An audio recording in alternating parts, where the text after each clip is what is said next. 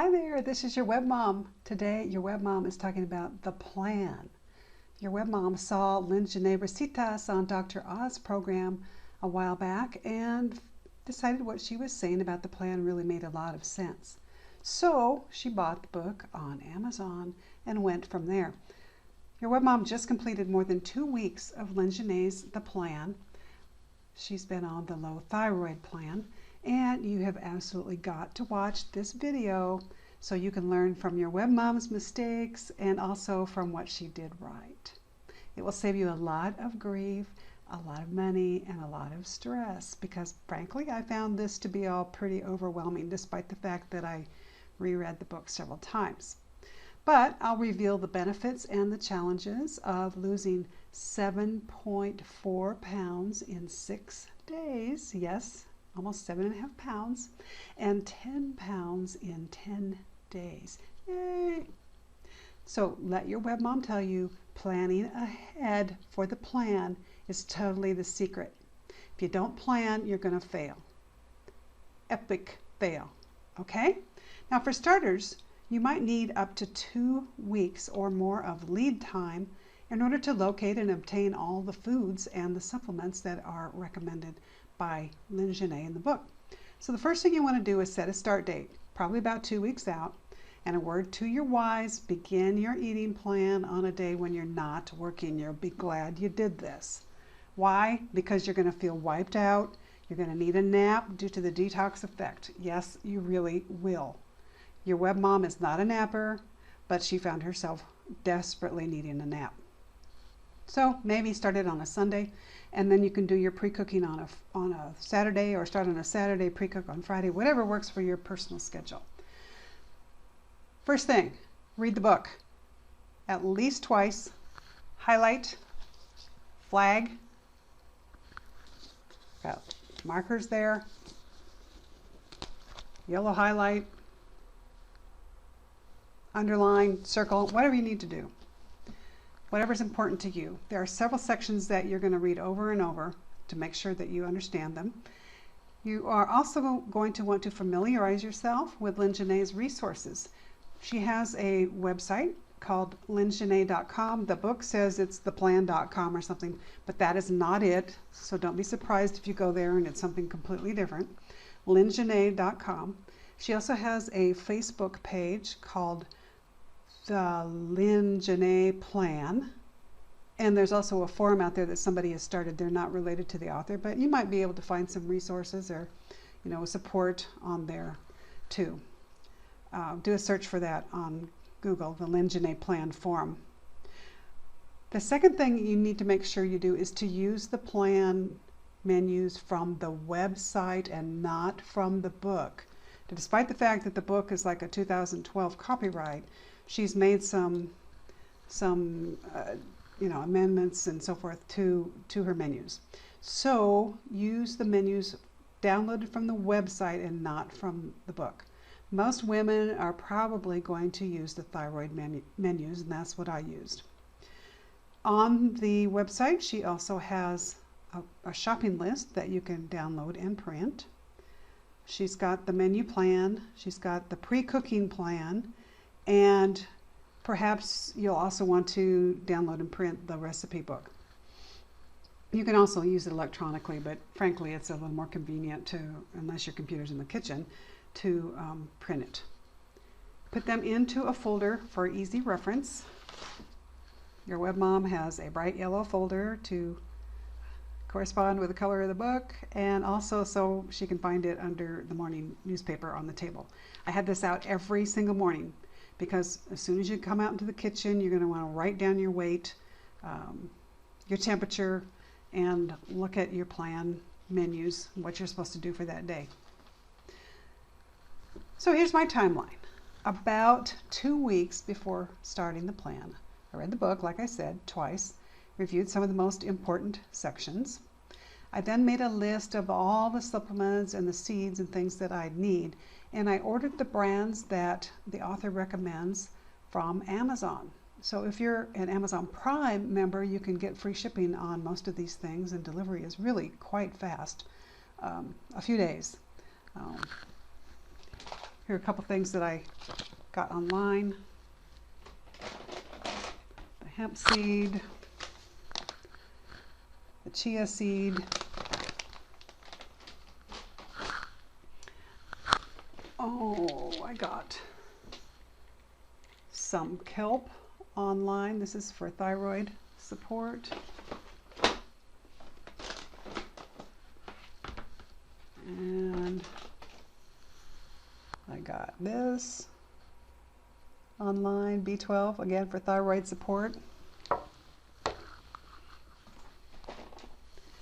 If you can't find it locally, you can get it easily online.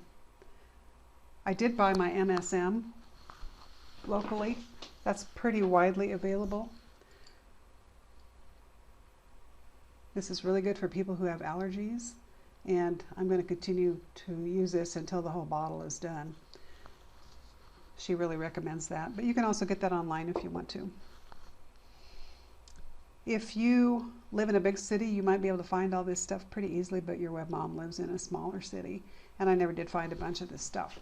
Now, if you have a Trader Joe's, you are indeed a lucky person, because a lot of good plant stuff is available at Trader Joe's, and it's less expensive than you can buy at other places. Some things that I buy at Trader Joe's are my flax seeds, raw sunflower seeds,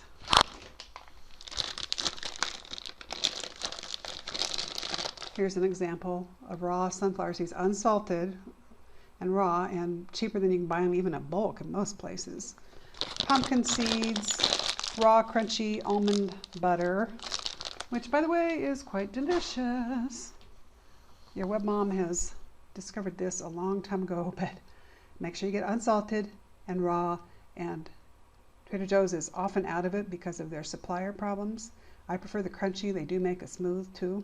And you can even add like flax seeds and chia seeds and some of your hemp seeds to this too as a snack. But it is quite delicious, and you can spread it on your rye cracker. What else? Rice and coconut milk are pretty inexpensive at Trader Joe's. They also make a vanilla flavor, which you could put on your flaxseed in the morning. Dried cranberries you can purchase there. Organic raisins. I also found some goat cheese there, and they have a little tub of creamy goat cheese. It's not cheap, but if you like cream cheese, you'll enjoy that. That is, if your cheese is friendly to you. Their nuts are also quite reasonably priced.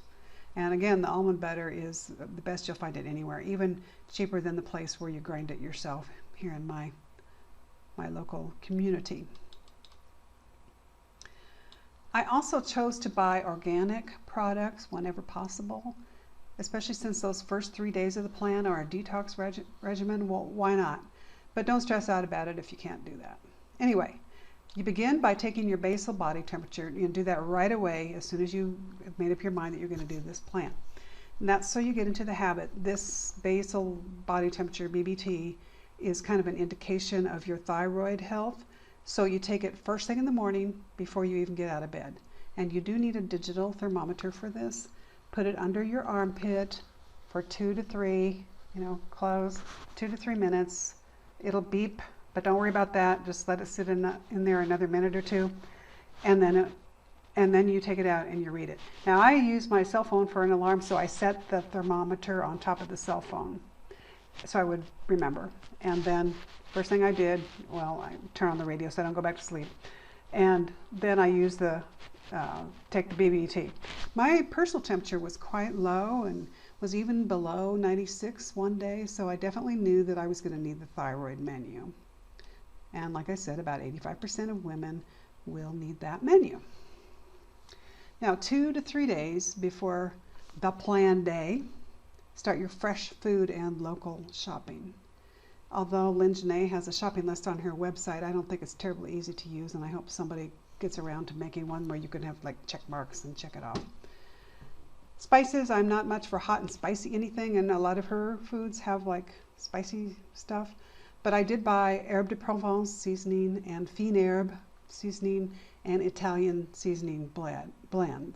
And those are pretty good. I'll put them on my salad greens with extra virgin olive oil. And I finally did find some Maine Coast seasonings at a local health store, Dulce. I'm not 100% sure I got the right thing. I think so. There are different types, and Lyn-Genet is not real good about being real specific, or maybe I just don't get it. Okay, 2 days pre-plan. Soak your flax seeds overnight. There's a recipe in the book that works quite well. Follow it closely. Now, to the water, I added a few drops of regular vanilla, cinnamon, nutmeg, and a little bit of cloves. And the recipe calls for going ahead and adding cranberries and raisins and maybe nuts if you've tested them. But I didn't do that till I was ready to eat. I didn't do that during baking, and it worked just fine. I have another video and that tells you how to do the flaxseed granola. So look for that on YourWebMom's YouTube channel. Now here's a tip regarding the flaxseed granola. I had more success baking a single batch than I did with doubling the recipe, even though that meant more frequent baking. However, I do think that if you double the recipe and use 2 baking sheets, I think that would work fine. I think the problem was in trying to put it all on 1 baking sheet. And another tip, refrigerate your coconut or rice milk. So, I mean, you want cold milk, or at least I do. So do that the day before. Measure out the amount of water that you're supposed to drink and put it in a container and put it in the refrigerator. So it'll be cold and measured and ready for you. And do remember that your dandelion tea and your first morning water with lemon juice do count as part of your daily water intake. Lyn-Genet recommends drinking half your body weight in ounces. So if you weigh 100 pounds, you drink 50 ounces. If you weigh 200 pounds, you drink 100 ounces of water per day. Again, that includes your morning water and your lemon water. Do your pre-cooking the day before the plan. There is a plan to be downloaded on her website, lyngenet.com. And bake your prepared flax today so it's ready for you tomorrow morning. Now here's another little tip. The recipes say use broccoli stalks. So I was thinking, okay, this is the whole bunch of broccoli that you get in the rubber band, right? But since I had broccoli coming out of my ears and a ton of recipe leftovers, maybe not. So start with the stalk, not the bunch. And you're going to have a lot of leftovers. I nearly ran out of containers to put them in, so you have been warned. The soups will freeze, and that is a good idea to go ahead and freeze portions of the soup. That'll help a bunch. And also here's another tip. Turns out chickpeas and garbanzo beans are the same thing. These are for making hummus. This is not the first week, but they're the same thing. I guess it depends on the region of the country you're in or something. Chickpeas and garbanzo beans, same thing. Who knew? Okay, now you're ready to start. Here's what I did. After drinking the morning water with fresh squeezed lemon juice and dandelion tea. Here's the tea, and I think you can find this most places locally. I ate my flaxseed granola, threw a few raisins and cranberries on there, and doused it all with cold coconut milk. I had no idea coconut milk was so good, but it really, really is. And I also ate a half cup of blueberries. Now the flaxseed is not like, I'm a low carber from way back, and so basically I have eggs every morning. Don't take very long to eat. The flaxseed, a lot of chewing and chewing and chewing. So, you're not going to get done with it in 2.5 minutes.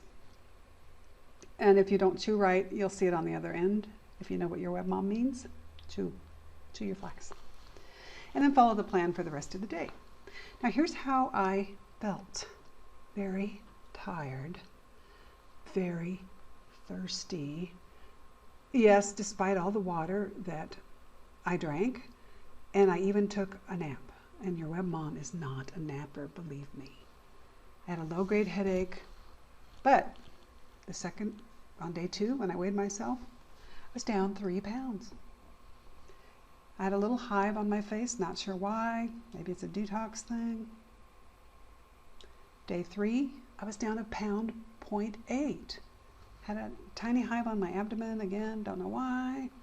Day 4, I was down 1.2 for now a total of 6 pounds. But I'd had a rotten sleep the night before, could not get to sleep. Now, Lyn-Genet says that means you've eaten a reactive food, but I have no idea what it could have been. I did have to shovel snow that day. We had a bad snowstorm. And I had a really, really bad backache, both upper and lower, even before I shoveled.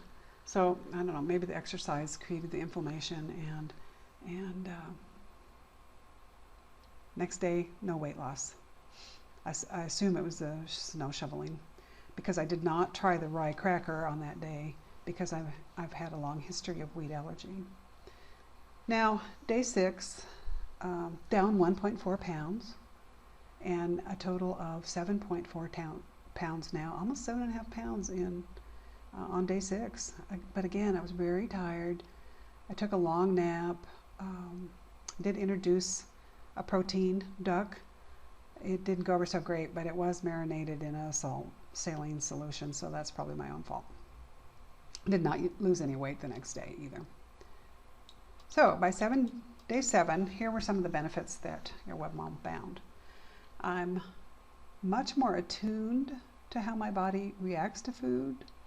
I've long had kind of an adversarial reaction, a relationship with foods, and I know there are certain things I cannot eat if I want to be functioning at my peak capacity. And this includes wheat, yeast, corn syrup, anything corn. I did finally try that rye cracker, and oh my gosh, major reaction to that. I did find that my stuffy nose is clearing up, and I've tried discovered several new foods that I've never had before, like kale. I've never had kale in my life. I know a lot of people have, but never did. Coconut milk, I'd never had that. The orange zest dressing for the salad greens, that's quite good. One of the challenges was that I was very hungry. And despite the fact that Lyn-Genet says you're not supposed to be hungry, I was hungry to the point where my stomach growled. I was also very thirsty.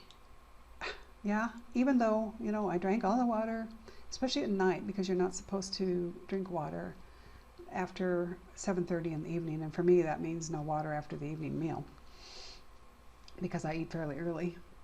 But I do admit to having a few sips at night when I got really thirsty, and that did not seem to affect me negatively. I just didn't drink a lot. I am kind of afraid I'm going to wind up being able to eat about 3 different things. I'm a long-time low carber, like I said, and I really miss my eggs for breakfast and my meat and my veggies. But we'll see what happens. I'm trying to keep an open mind here. I also have been very cold quite a few times. I combat this by using my bed buddy, and I did see that you can find these online. I warm it up in the microwave. My bed buddy is pretty beat up, but I like my bed buddy. It started to leak, so we put an old sock over it. You warm it up in the microwave for about 2.5 minutes, and then you can put it around your neck, on your back, or just kind of hug it to you and make your sheets warm. It's very comforting. I really like my bed buddy. Also, another challenge was the intestinal side of things. If you don't like talking about bodily functions, you might want to fast forward this, but YourWebMom's going to tell it like it is. Let's just say that YourWebMom could easily clear an entire store with flatulence. Oh my gosh. I'm used to low carb poops, which are not rank and they're not loose. Planned poops, rank and loose. Just saying. So don't be surprised. Frankly, an outhouse would smell better, really. Bottom line, am I going to continue this way of eating? I'm not sure. But I am pretty sure that I will adapt parts of it, like the morning lemon juice water. I've definitely learned to pay more attention to how foods affect me. And I think that it is doing me well not to snack in between meals. And I found out that I could do this as a result of following this plan. Now, I've always drank a lot of water, but I'm going to continue to do that.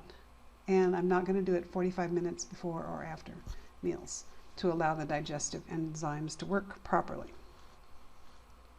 One thing that was really great was that Lyn-Genet does allow chocolate. And this many times, just knowing that I could have some chocolate later on, kept me from binging on something that I knew I should not. I found these, Ghirardelli, and you're supposed to get dark chocolate, 60% or less cacao. And I found these in these little packets. And these were just perfect. Now, I think you could have 2 or maybe a little more of these, but generally 1 would be enough of these, or maybe 2. Any more than that, I think I started to have a reaction to it. But just knowing that I could have this was enough to, I didn't stop and get this, that, or the other thing when I was tempted to do that. Now, yesterday, I went off plan, ate out with my husband, and I just ordered whatever I wanted. Pork chops with barbecue sauce, and I went to Granite City, so I had my Max Sat, that's Max Satisfaction meal, which is the grilled pork chops with bourbon, barbecue sauce, and Reggiano potatoes, Reggiano hash browns, and instead of the coleslaw, I love the onion strings. So, I ate all that. Guess what? Up 2 pounds today. So I suspect that the weight could easily come back on very quickly. Time will tell. Some of the things I am going to continue doing are, like I say, are drinking the water and not snacking in between meals. So that's about it. I hope this has been helpful and helps you plan your plan, because planning is the key to success in being successful on the plan. Blessings and happy planning to all of you. Thanks for stopping by YourWebMom's house. I have many more videos on YourWebMom's YouTube channel, including shortly a couple of plan type videos on there. So thanks for stopping by. YourWebMom says, sit up straight now and eat your plan-friendly vegetables. Take care.